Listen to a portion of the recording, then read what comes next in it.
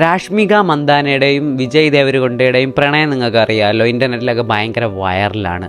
എങ്കിൽ നിങ്ങൾക്ക് രാഷ്മികയുടെ നിശ്ചയം കഴിഞ്ഞ് കല്യാണത്തിന് തൊട്ട് മുമ്പ് കോൾ ഓഫ് ചെയ്ത ആ സ്റ്റോറി അറിയോ ഗൈസ്?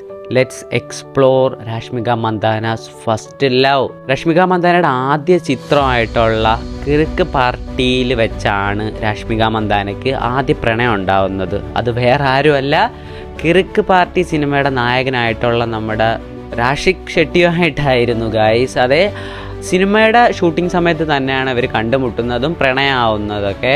സോ സിനിമ ഒരു ഭയങ്കര സക്സസ് ആയി. രാഷ്മിക മന്ദാനയ്ക്ക് പല ഇൻഡസ്ട്രിയിൽ നിന്നും വൻ ഓഫറുകൾ വരാൻ തുടങ്ങി. ഈ സമയത്ത് തന്നെയാണ് അവരുടെ പ്രണയവും പൂത്തുലഞ്ഞത്. അവരുടെ പ്രണയം വളരെ പബ്ലിക്കായിട്ട് അവാർഡ് ഷോയിൽ ഉൾപ്പെടെ അവർ പങ്കുവയ്ക്കുകയും ചെയ്തു.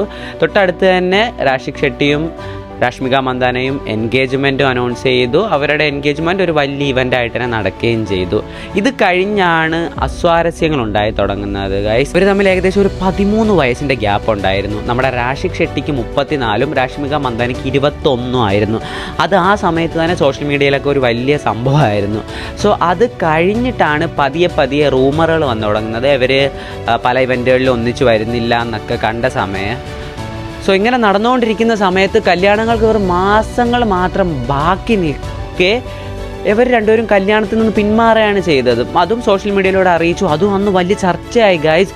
സോ ഇതിൽ ഇവർ പറയുന്ന കാര്യം എന്ന് പറയുന്നത്, രാഷിക് ഷെട്ടിയെ സംബന്ധിച്ചിടത്തോളം രാഷ്മിക മന്ദാന കല്യാണം കഴിഞ്ഞ ശേഷം സിനിമയിലൊന്നും അഭിനയിക്കാതെ ഒരു ഹൗസ് വൈഫായിട്ട് നിൽക്കണം എന്നുള്ളൊരു മൈൻഡായിരുന്നു. പക്ഷേ രാഷ്മിക മന്ദാനെ സംബന്ധിച്ചിടത്തോളം പുതിയ അവസരങ്ങൾ വരുന്നുണ്ടായിരുന്നു. അപ്പോൾ പുള്ളിക്കാരെ സംബന്ധിച്ചിടത്തോളം കരിയറിൽ വലിയൊരു ഗ്രോത്ത് ഉണ്ടാവണം എന്നുള്ളൊരു ചിന്തയായിരുന്നു പുള്ളിക്കാരിക്ക്. സോ ഈ കാരണം കൊണ്ട് തന്നെ ഇവർ രണ്ടുപേരും വിപരീത ദിശയിലുള്ളവരായിരുന്നു. അപ്പോൾ അതുകൊണ്ടാണ് ഇവർ കല്യാണം കാൾ ഓഫ് ചെയ്തെന്നാണ് പറയുന്നത്. പക്ഷേ ഇൻ്റർനെറ്റിൽ കേട്ടുകളിവുള്ള വേറൊരു വലിയ റൂമർ എന്ന് പറയുന്നത് ഈ വിജയ് ദേവരകൊണ്ടയായിട്ടുള്ള റിലേഷനാണ് ഗൈസ്. 2017-18 സമയത്താണ് ഗീതാ ഗോവിന്ദത്തിൻ്റെ ഷൂട്ടിംഗ് ആരംഭിക്കുന്നത്.